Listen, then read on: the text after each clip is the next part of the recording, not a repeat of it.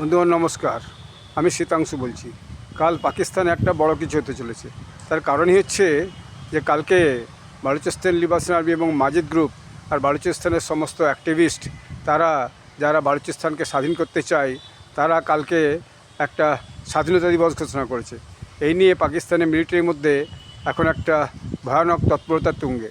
যে কোনো সময় পাকিস্তানের উপর কিন্তু বালুচিস্তান ভেঙে পড়তে পারে। অর্থাৎ পাকিস্তানের যে সমস্ত আপনার মিলিটারি বেস আছে বা যে সমস্ত জায়গায় পাকিস্তানের আপনার সৈন্য আড্ডা আছে, সেই সৈন্য আড্ডাগুলোতে কিন্তু যে কোনো সময় যে বালুচিস্তান লিবারেশন আর্মি তারা আক্রমণ করতে পারে। পাকিস্তান সরকারও অবশ্য মিলিটারির দিকে সেইভাবে সতর্ক করেছে এবং সেইভাবে যাবতীয় ব্যবস্থা গ্রহণ করেছে। কিন্তু দেখা যাক কালকে কি হয়।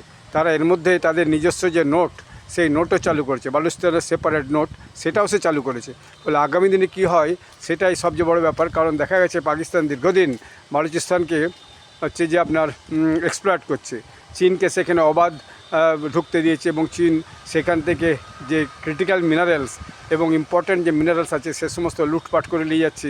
এটা এই বালুচিস্তান লিবারেশন আর্মি যারা নেতাকর্মী তাদের হচ্ছে অভিযোগ।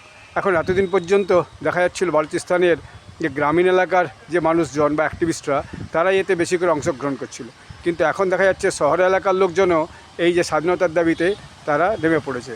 কারণ তারা দেখছে যে পিওকেতে পাক অকুপাইড কাশ্মীরে যেভাবে সেখানকার সাধারণ মানুষ পাকিস্তানিকে নাস্তানাবুদ করে দিয়েছে একেবারে।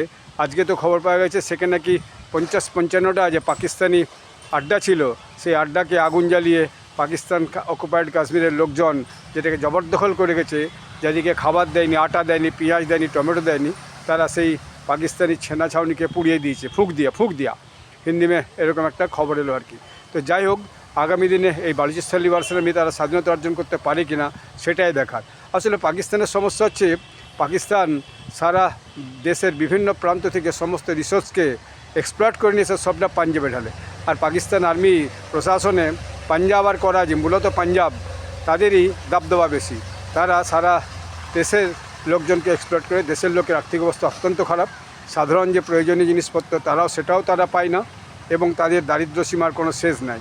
শুখা টাইমে তারা জল পায় না, বর্ষা টাইমে প্রচণ্ড বন্যায় ভেসে যায়। কোনো বাঁধ তারা তৈরি করেনি, কোনো রকম করে বিকাশ তারা করেনি, তারা জমির ভূমি সংস্কার আজ পর্যন্ত করেনি। গোটাকুড়ি পরিবারের হাতে সারা পাকিস্তানের সম্পদ লুটা হয়ে আছে। এর বাইরে যে যখন মিলিটারি জেনারেল হয় বা যে যখন মিলিটারিতে বড় বড় পদে যায় তারা সারা দেশটাকে লুটতে থাকে। এরকম একটা অবস্থায় পাকিস্তানে কিন্তু এখন একটা ভয়ানক ভয়ের বাতাবরণ যে আগামীকাল সত্যি যদি লক্ষ লক্ষ লোক বালুচিস্তানের রাস্তায় নেমে গিয়ে যদি পাকিস্তানের যে অফিস কাছারি আছে সেগুলো বা বালুচিস্তানের এখন যে তাদের একটা যে ড্যামি চিফ মিনিস্টার বসানো আছে তার অফিস যদি ঘিরে ফেলে, তাহলে কিন্তু পাকিস্তান আগামী দিনে খুবই সমস্যায় পড়বে।